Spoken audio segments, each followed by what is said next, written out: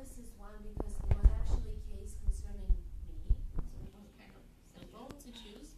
But then also because I think it's a good perspective to maybe if you would be interested to compare with the developments in the European Union, with protection mechanisms, and with how things are being interpreted in Georgia. So as I said, Georgia is part of Council of Europe, but and a lot of cases do go to ECHR, but the disability concerned cases never had ever been yet brought before the court in Strasbourg. I've looked up some of the briefs that you, Dr. Jentimir, sent me, the cases related to disabilities in ECHR, the European Court of Human Rights, but there were none from Georgia, which of course does not mean that there's from Romania. So yes, I've seen a lot. Yes, yeah. but that does not mean now, that. in fact, after the property rights and after the conditions from prisons, Romania will be in the top of the list and the discussions in front of Court of Strasbourg with this kind of cases, violation of the rights of the person with disabilities. But I mean, in Georgian case, it does not mean that discrimination does not happen there. What it means is that the community is really not empowered enough to complain. And in fact, we don't have a strong culture of court complaints anyway. It's just emerging. We just recently started having like collective actions, lawsuits, and labor-related lawsuits, and labor rights, working rights lawsuits, even in the local courts. And of course, in order to apply to ECHR, you have to exhaust all your local remedies. And because in Georgia, disability-related cases just started going to the courts, and they're just single cases, it's really, it's going to take years before any case could actually appear, if ever, in front of the European Court of Human Rights. But the problem is not to go to the Strasbourg, the main problem. The problem is to solve the problem inside, because the national guarantee authorities, the national authorities, not the Strasbourg court. So it's important to change in Georgia the mentality of the authorities and of the citizens concerning this person, this kind of person. Yes. Persons with disabilities. But the problem is actually because the ECHR has a lot of authority, it would be easier, it's much easier to change from change abroad. something for you inside. It's better from outside to come there and to say, Yes. you are wrong, you have to Yes, change. yes. This is something, But maybe the church can do this. It's not necessary to come somebody from Council of Europe. May I believe that common sense is more important than constraint made by ordinary authority. it's more complicated than that. But so the thing is, so this law, the Anti-Discrimination Law of 2014, it was actually, as I said, it was part of the EU Association Agreement. And also that was the year that Georgia officially ratified the United Nations 2006 Convention on Rights of Persons with Disabilities. So my presentation will be, my talk, maybe better to say, will be divided in 3 parts. First, I will talk about my case, just the details. If I could say so, it's like a vanilla part, just a story. And in the second part, I will explain more about Ombudsman of Georgia, which is not a judicial authority. It's just an organization and person appointed by the parliament, and I will explain more about that. And Romania as well. Right. Very important as well for us. Yes. And in the third part, I will talk more about the legal aspects, how my case was interpreted, how could it be interpreted, and I would argue that the way public defender, as we call it, because if you translate directly from Georgian, it's called public defender, interpreted it in a violation of the United Nations Convention on Rights of Persons with Disabilities. So my case was as follows. In February of 2015, I sent an application, I sent a CV for a job position. Job was open, it was temporary job,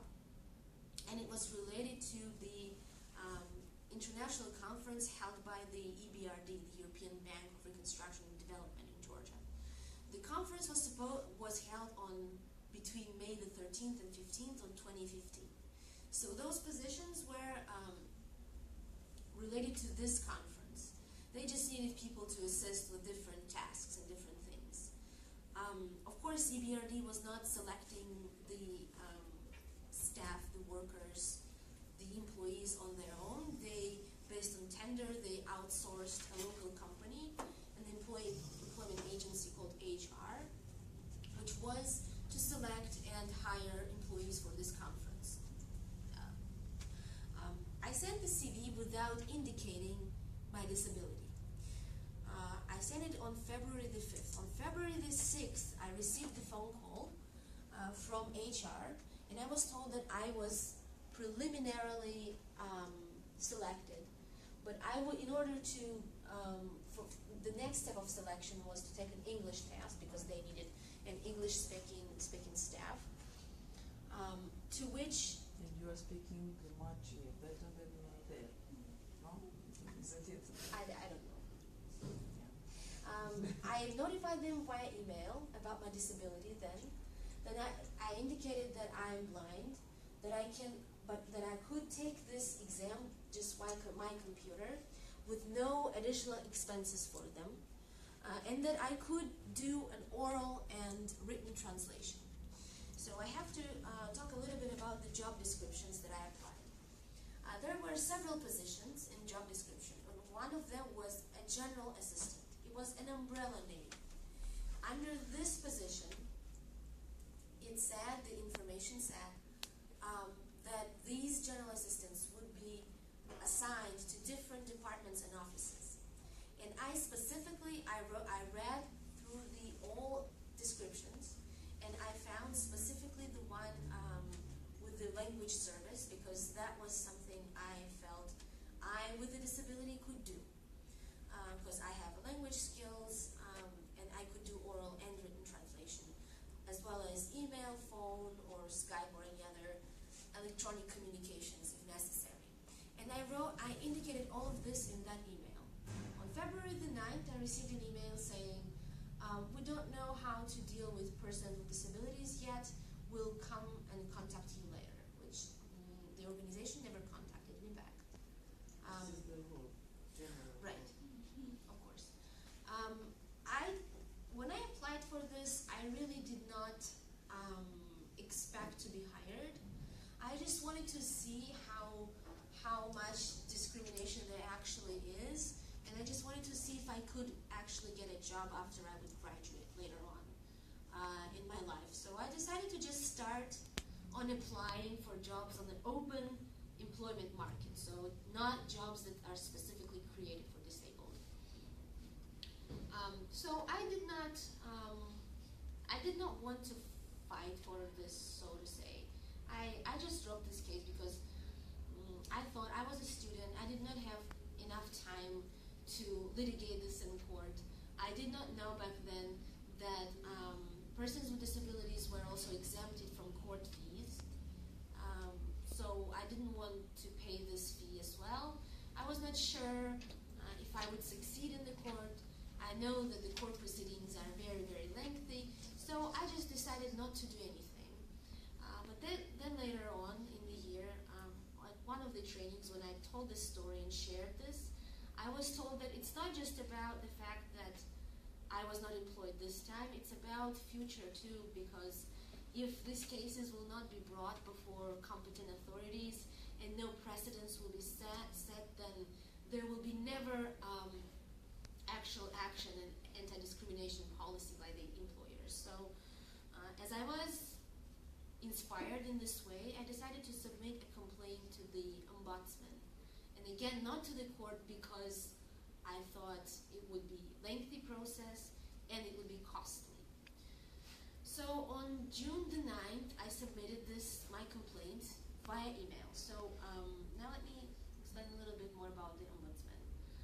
So ombudsman is a person appointed by the parliament for a term of 5 years, whose responsibility is solely to monitor the human rights protection standards and mechanisms in the country, do monitoring mechanisms, evaluations, recommendations for different public and private entities and persons, and things like that. Of course, he does not work on his own, in his own capacity. He has an office.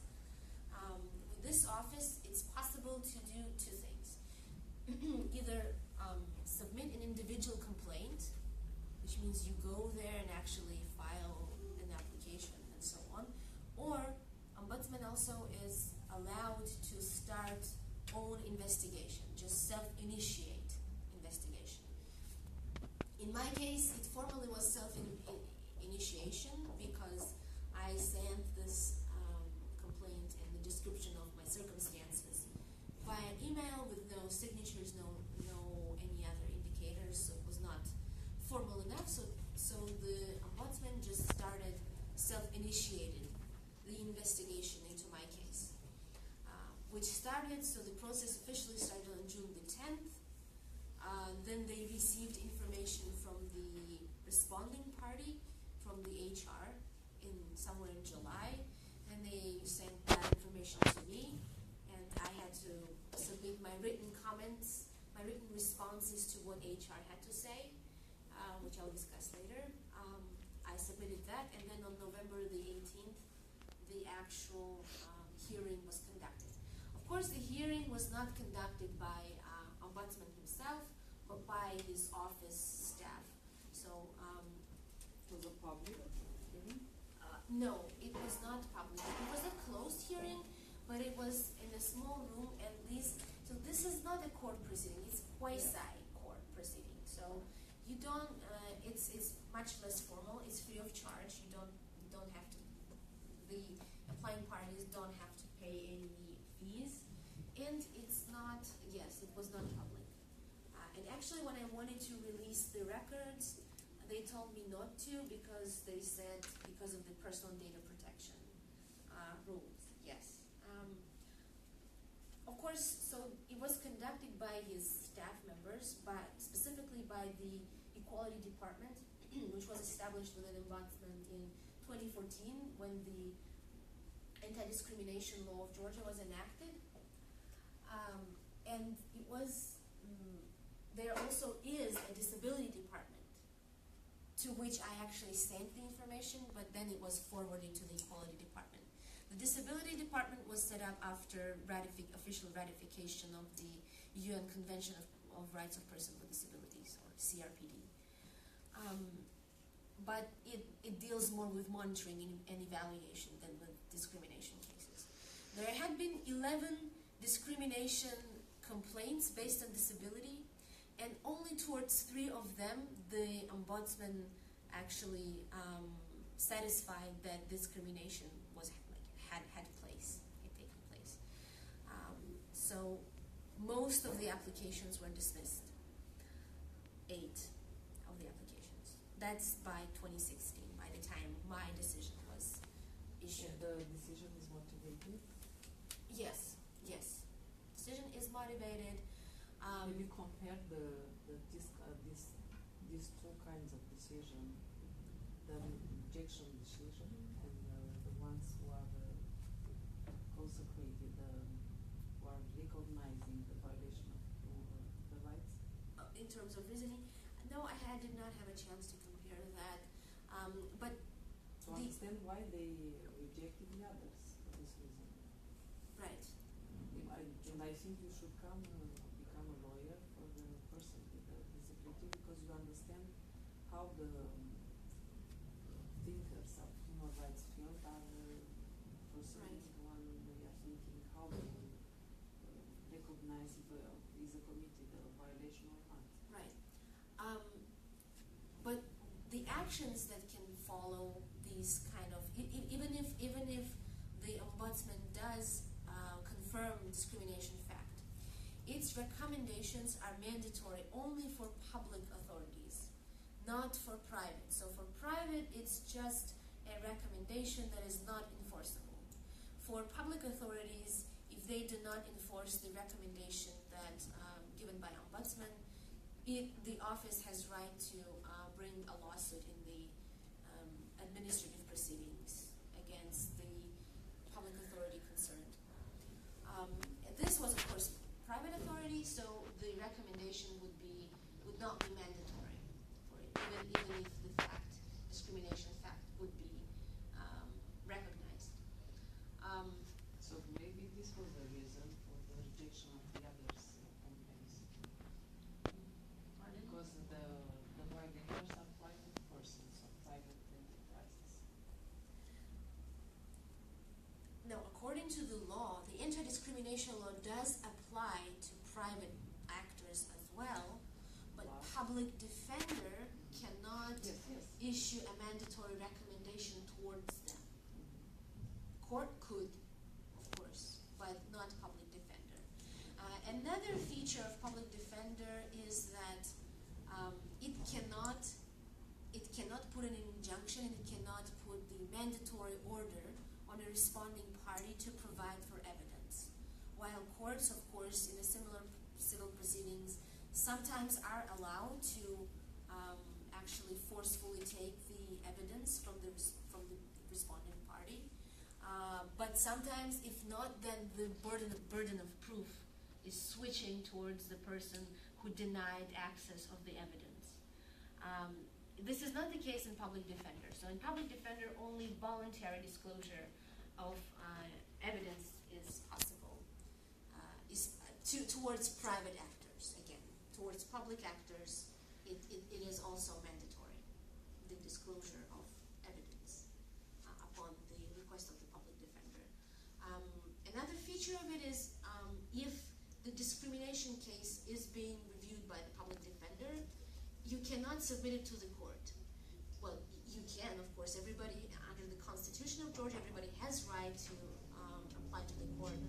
But then the proceedings would be postponed in the public defender, or if there will be a court decision in place regarding the matter, then the proceedings in public defender will be dismissed and would be seized.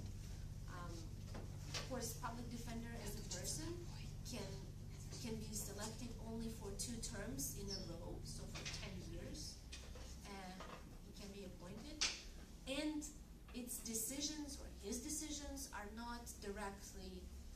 cannot directly be appealed to the court.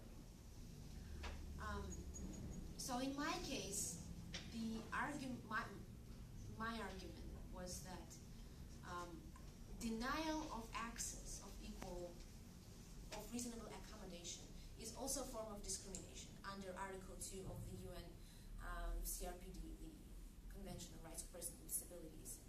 And reasonable accommodation means accommodation that is necessary, that is not a unreasonable burden on a person providing it, and that is necessary in order to integrate persons with disabilities equally to others in the environment and to provide them to serve their and satisfy their needs and implement their rights equally with everybody else.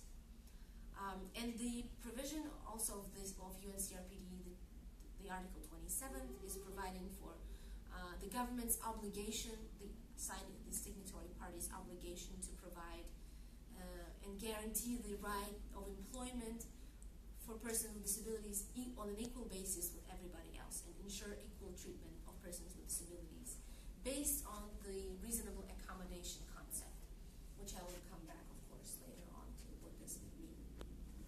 So my argument was that as there were several people hired as general assistants, the duties could be assigned so that I would have to do only things that I could do with not, and being at the same time using all the time. So having to do my work, having to do enough work, what would be usual for anybody else, amount-wise and per hours, but doing the duties that I could do. As there were several employees doing the same things, it was definitely possible to reassign the duties. And this is called essential duty concept, which is actually written in the UNCRPD commentaries and that is referred to by disability human rights activists. And it means, yes, reassignment and readjustment of some job duties so that person with disabilities could work with the same amount of hours, with the same amount of energy, but doing the duties that he or she is capable of.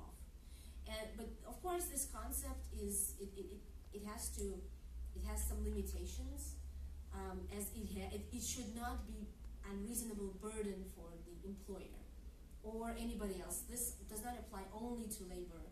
It also, and not only to employment, it also applies to other services and providing. For example, of course, we have to take into consideration the size of the company, amount of employees, so that how could these duties be distributed so that the person with disabilities could equally work and not be discriminated. Of course, if it's a bigger company, for some companies, for some size, if it has substantial income, many employees doing the similar things, it's much easier and it's not a burden to reassign the duties, while for a smaller business it might be harder to reassign the duties, or it might be harder to do some other readjustments. So this, of course, demands interpretation, the concept of of job essential duties and of reasonable accommodation. And as Georgia is party to this convention, it has to comply with and it has to implement the reasonable accommodation concept. However, the responding party, the HR, maintained that the general assistant's job description did not mean only translating, but it meant other things like walking around a lot, multitasking, serving the delegates of the EBRD, showing them the way, helping with the signatures, and so on and so forth. Therefore, the assistants would have to work in 3 buildings. Therefore, a person with disability, a blind, could not do it. Which itself could be inarguable, as there are, and I pointed that out, as there are blind people who move around the metro in New York, around the subways in New York City, who live in huge university campuses on their own, maybe even without assistance. But of course, this would have to be evaluated. However, I again maintain that from the job description, it specifically said the language service. So the whole argument fell over what did the description mean. Did it mean only helping with translations, or did it mean other duties that were assigned to the same job and that could not be readjusted? Which I maintain again that they could be readjusted as there were several employees doing the same thing. They also used some demagogical methods, so to say. They said that the employer said that he had a relative with a disability, which I don't know what it had to do with the facts. He said that they do employ persons with disabilities as well, and they have employed them, which I asked if they do have this non-discrimination practice, how many people statistically they actually have employed, and he could not tell me the precise number or any number.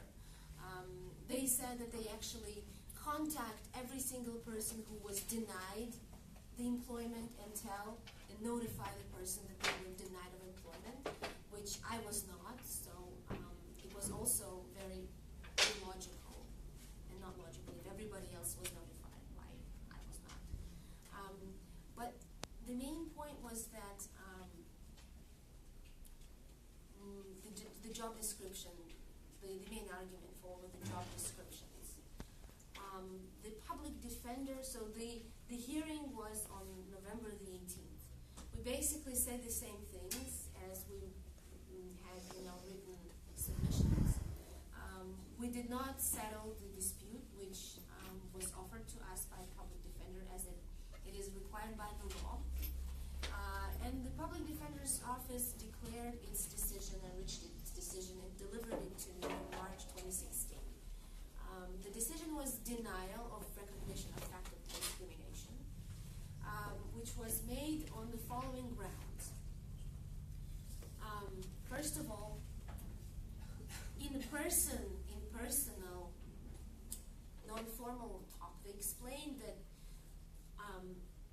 denial of of reasonable accommodation as part of discrimination is not enacted in Georgian law. So Georgian law, the anti-discrimination law, does not explicitly say that denial of reasonable accommodation excuse me, is a form of discrimination that is punishable.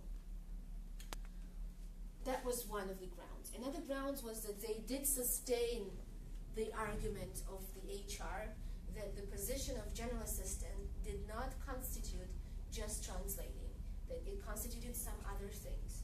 And according to the anti-discrimination law, the Article 2 of it, its full name is the Georgia's Law on Complete Abolition of Discrimination.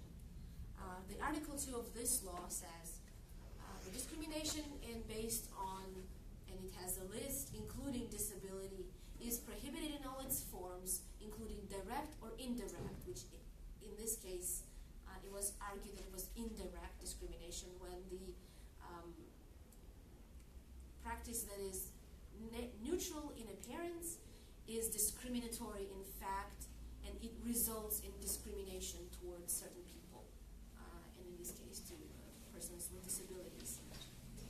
So this indirect discrimination, or also direct one, it means either treating unequally people who of equal abilities, or treating equally persons who are significantly in different conditions, significantly unequal.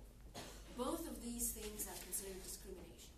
So in my case, it was the latter, was the case of treating equally those who are manifestly in unequal circumstances. But the discrimination has to satisfy three more conditions. Unless it's justified by the reason of public order or morals defined by law. That's one. Another one, it is not, or it is objectively reasonable, objective and reasonable. And the third, the measure is proportionate to the purpose that it means and that it aims to achieve. So if there are these three exceptions, then unequal treatment is justified under Georgia's anti-discrimination law, Article 2. The same in the Labor Code. In the Labor Code, it says, the Labor Code of Georgia, Article 2 says, the difference, so it prohibits discrimination also based on disability, which is explicitly said in the Article 2.4 of the Georgia Labor Code. But in Article 2.5, it says unless the difference and the selection and priority giving cannot be considered discrimination if it's demanded and if it comes from the conditions of work that, like specific conditions and or duties of work that are, again, logical or objective and that are proportionate to the reason. The public defender interpreted these three conditions in the Labor Code and four conditions in the anti-discrimination law cumulatively. So the anti-discrimination, according to them, anti-discrimination clause can be enacted only if all four of the facts are unsatisfied. So for example, only if there has been unequal treatment, if it is not so justified by the reasons of law indicated and justified by the security and public order and morals, that it's not objective and reasonable, and that it's not it's not proportionate to the purpose that it wants to achieve. Only if all of these four are satisfied. However, as I said, if we take into consideration the concept of reasonable accommodation from the CRPD, it's not just all of these four, it's alternatively. So if any of the conditions listed and enumerated in the Anti-Discrimination Act, if one of them is not fulfilled, it's already a discrimination fact. Because, for example, if we say that LGBT rights shall be prohibited under the law because for the reasons of public morale and public order, would that be proportionate? Would that be proportionate to their right, for example, of self-expression and so on? So, or how object? Well, it could be object. It could be justified by law, as I said, if we pass this kind of law. But how proportionate would it be? That would be a question and a subject to discussion. So in the same way, in this case, a discrimination is in place if one of those four conditions is not satisfied. So even if it is justified by the law, by the reasons of public order, even if it is object and reasonable, but it's not proportionate to the purpose that it wants to achieve, it already is a discrimination. And in my case, that was the proportionality test was the exact one that should have been used because and implementing the reasonable accommodation concept, because Georgia, as I said, has ratified the CRPD and is a party to it. So it's basically part of its law, part of its legal system. The argument of the public defender was that as it's not enacted in Georgian law, they cannot enforce it because they cannot enforce it against the private actor because the CRPD itself, it concerns the governments, the signing high contracting parties. It does not concern the private investors. But, however, in the CRPD itself, it says that the governments should take their own measures to ensure equal access to employment for people with disabilities. So, as public defender is also one of the government agencies, it had an obligation to do what was in its competence to provide for this equal access to employment. But they said because they are not a legislative body, they cannot do that. And that was just in the oral submissions. And in the written submissions, they said that because it does not fulfill all four of the requirements, because they said, they think how to invent something. Yes, so they used the labor code. They said, just like in the labor code, because the differentiation based on some duties and some working conditions is justified, because the law says this, that means this differentiation is fine. They did not look at the proportionality, and they said that that would not be their obligation to do anymore.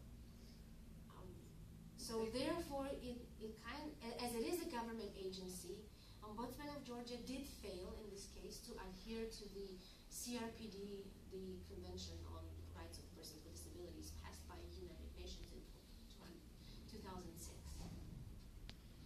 Unfortunately, possibly they acted exactly how the private enterprise responds to you. They said, we'll call you later, it's okay, but we'll see later.